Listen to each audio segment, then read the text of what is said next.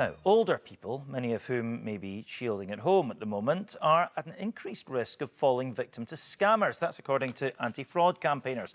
They say the elderly are particularly vulnerable to cloning, where criminals replicate phone numbers and email addresses to impersonate organisations like banks and streaming services.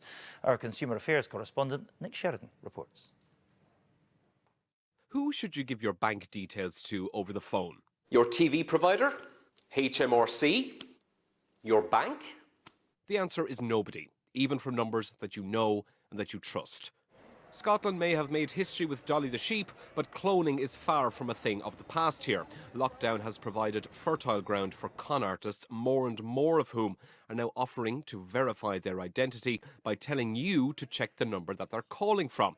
But they could have cloned that number and made it appear as their own. 73-year-old Catherine Brown is still getting calls from people pretending to be from her bank. We have actually, my husband did lose money off of one of his credit cards, but it was fraud, and the bank did pay it back to him. It was £1,200.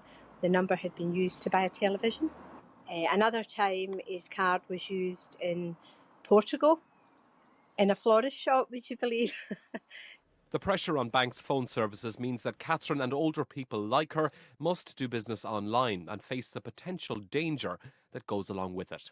Because of this COVID thing, trying to get through to your bank to speak to somebody, it's all right if you go on to do internet banking or phone banking or whatever, but if you want to go into a bank just now and try to speak to somebody, I mean, I've tried to phone the bank a couple of times myself and I've just gave up. Smartphone apps are now available online that allow anyone to clone a number or an email address. It's fairly easy to do from a mobile phone and so on, and it would appear as a normal number. And there's a whole bunch of services that you can actually buy online. You just need to do a little bit of Googling about spoofing phone numbers. Age Scotland say that older people are being disproportionately targeted, with figures from Citizens Advice suggesting up to half of shielders have been contacted by scammers in the last 3 months. Impersonating banks, to the police, to local authorities, to charities.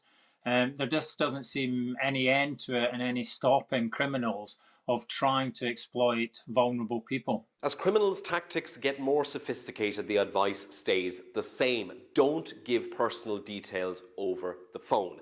If you get a call unexpectedly, you should hang up and call back from a trusted number. Nick Sheridan, BBC News.